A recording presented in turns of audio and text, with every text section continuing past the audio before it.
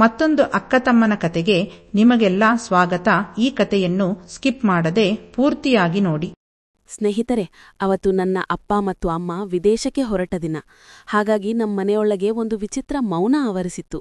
ನಾನು ರೋಹನ್, ನನ್ನ ವಯಸ್ಸು 22. ನಾನವತ್ತು ವಿಮಾನ ನಿಲ್ದಾಣದಲ್ಲಿ ಅಪ್ಪ ಅಮ್ಮನ ಲಗೇಜುಗಳನ್ನು ಕೊನೆ ಬಾರಿಗ ಪರಿಶೀಲಿಸುತ್ತಿದ್ದೆ. ನನ್ನ ಅಕ್ಕ ಮೋನಿಕಾ, ಅವಳ ವಯಸ್ಸು 25. ಅಕ್ಕ ಅಮ್ಮನ ಸೀರೆಯ ಸೆರಗನ್ನು ಹಿಡಿದು ನಿಂತಿದ್ದಳು. ನಾವು ಅಕ್ಕ ತಮ್ಮ ಅಪ್ಪ ಅಮ್ಮನಿಗೆ ಕೈಬೀಸಿ ಸುರಕ್ಷಿತಾ ತಪಾಸಣೆಗಾಗಿ ಹೊರಟು ಹೋದ ನಂತರ ನಾವು ಒಬ್ಬರಿಗೊಬ್ಬರು ದಿಟ್ಟಿಸಿ ನೋಡಿದೆವು. ಎಲ್ಲ ಖಾಲಿ ಖಾಲಿಯಾದ ಹಾಗೆ ಅನಿಸ್ತಿದೆ ಅಲ್ವಾ ರೋಹನ್ ಎಂದು ಮೋನಿಕಾ ಧ್ವನಿ ಸಣ್ಣದಾಗಿತ್ತು. ಹೌದು ಅಕ್ಕ, ಇನ್ನು ನಮ್ಮದೇ ಸಾಮ್ರಾಜ್ಯ ಎಂದು ನಾನು ಜೋರಾಗಿ ನಗಲು ಪ್ರಯತ್ನಿಸಿದೆ. ಒಂದು ದಿನ ಸಂಜೆ ನಾವು ಟಿವಿ ನೋಡುತ್ತಿದ್ದಾಗ ಮೋನಿಕಾ ನನ್ನ ಕಡೆ ತಿರುಗಿ, ರೋಹನ್, ನಾವಿಬ್ರು ಅಪ್ಪ ಅಮ್ಮಂಗೆ ಗೊತ್ತಿಲ್ಲದಂತೆ ಎಲ್ಲಾದ್ರೂ ಹೋಗ್ಬರೋಣ್ವಾ, ಒಂದ್ ಸಣ್ಣ ಬ್ರೇಕ್ ಎಂದು ಕೇಳಿದಳು. ನನ್ನ ಕಣ್ಣುಗಳು ಹೊಳೆಯಿತು.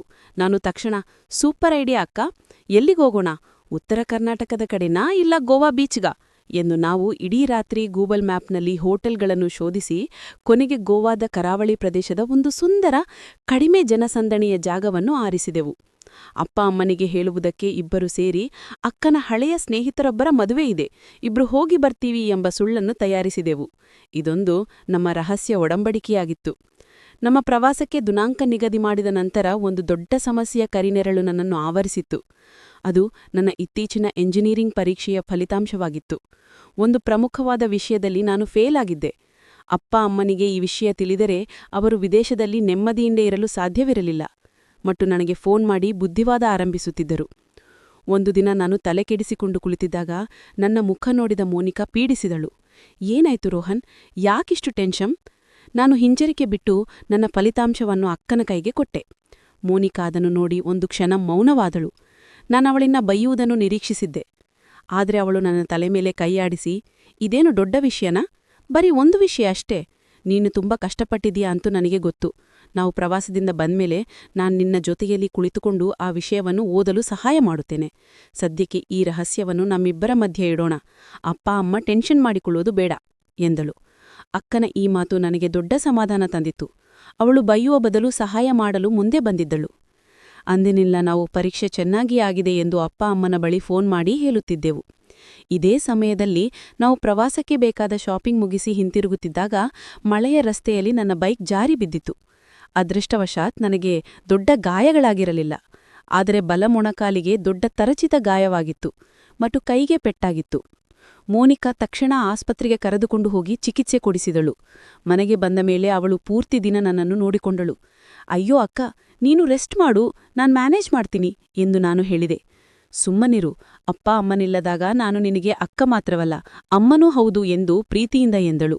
ಮೋನಿಕಾ ಪ್ರತಿದಿನ ಬೆಳಗ್ಗೆ ಸಂಜೆ ಸಮಯಕ್ಕೆ ಸರಿಯಾಗಿ ಔಷಧ ಕೊಡುವಾಗ ಅಮ್ಮನ ನೆನಪು ಬರುತ್ತಿತ್ತು.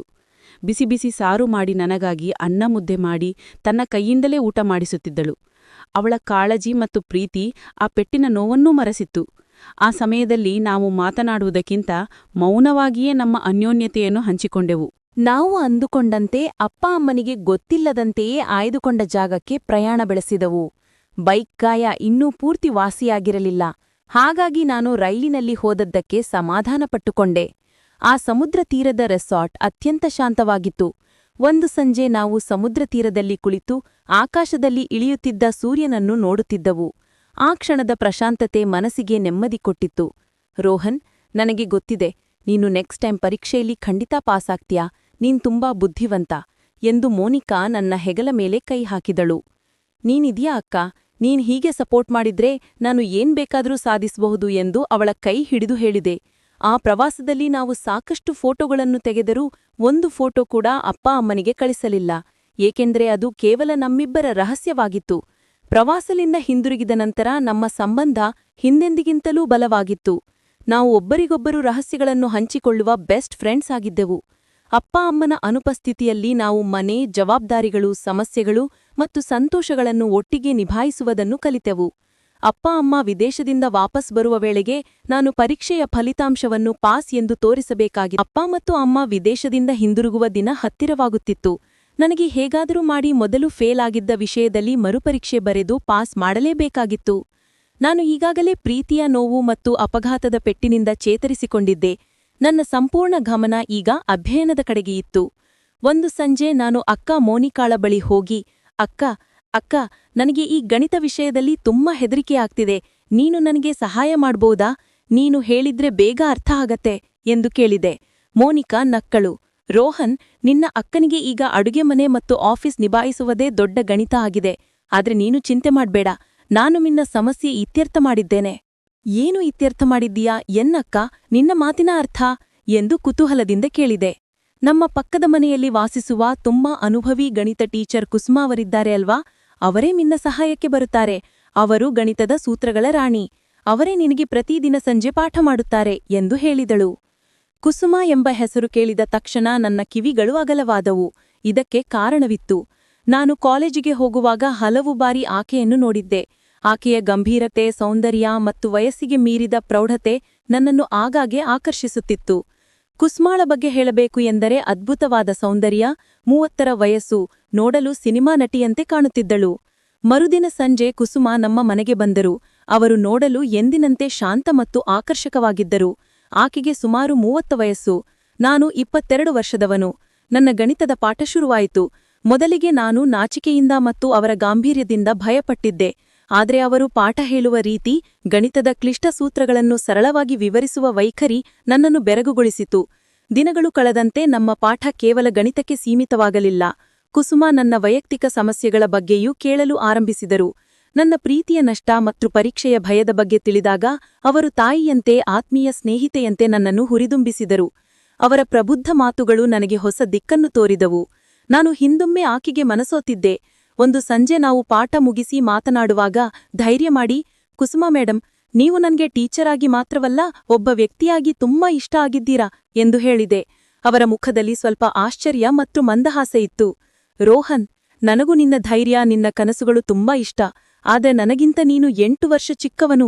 ಈ ಪ್ರೀತಿ ಸರಿನಾ ಎಂದು ಕೇಳಿದರು. ಪ್ರೀತಿಗೆ ವಯಸ್ಸಿನ ಅಂತರ ಮುಖ್ಯವಲ್ಲ ಕುಸುಮಾ, ಮುಖ್ಯವಾಗಿ ಬೇಕಾಗಿರೋದು ಮನಸ್ಸುಗಳ ಹೊಂದಾಣಿಕೆ. ನನಗೆ ನಿಮ್ಮ ಪರಿಪಕ್ವತೆ, ನಿಮ್ಮ ಕಾಳಜಿ ಮತ್ತು ನಿಮ್ಮ ವ್ಯಕ್ತಿತ್ವ ಬೇಕು ಎಂದು ಮನವಿ ಮಾಡಿದೆ. ಅವರು ಸ್ವಲ್ಪ ಸಮಯ ಮೌನವಾಗಿ ನನ್ನ ಕಣ್ಣುಗಳನ್ನೇ ನೋಡಿದರು. ಆ ನಂತರ ನಕ್ಕರು. ಆ ನಗುವಿನಲ್ಲಿ ನನ್ನ ಪ್ರೀತಿಯ ಒಪ್ಪಿಗೆ ಇತ್ತು.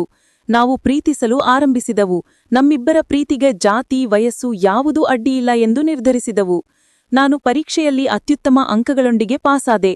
ಇದಾದ ನಂತರ ಅಪ್ಪ ಅಮ್ಮ ಸಹ ವಿದೇಶದಿಂದ ಹಿಂದಿರುಗಿದರು. ಅಕ್ಕ ಮೊದಲು ನನ್ನ ಮತ್ತು ಕುಸುಮಾ ಅವರ ವಿಷಯವನ್ನು ಧೈರ್ಯ ಮಾಡಿ ಅಪ್ಪ ಅಮ್ಮನಿಗೆ ತಿಳಿಸಿದಳು. ಅಪ್ಪ ಅಮ್ಮನಿಗೆ ಮೊದಲು ಆಘಾತವಾಯಿತು. 8 ವರ್ಷ ದೊಡ್ಡವಳ, ಹೇಗೆ ಸಾಧ್ಯ ಎಂದು ಕೇಳಿದರು. ನಾನು ಮತ್ತು ಕುಸುಮಾ ಒಟ್ಟಿಗ ಹೋಗಿ ಅವರನ್ನು ಭೇಟಿಯಾದವು. ನಾವು ಒಬ್ಬರಿಗೊಬ್ಬರು ಹೇಗೆ ಬೆಂಬಲ ಮತ್ತು ಪ್ರೀತಿಯನ್ನು ನೀಡುತ್ತೇವೆ ಎಂಬುದನ್ನು ಮನವರಿಕೆ ಮಾಡಿದೆವು.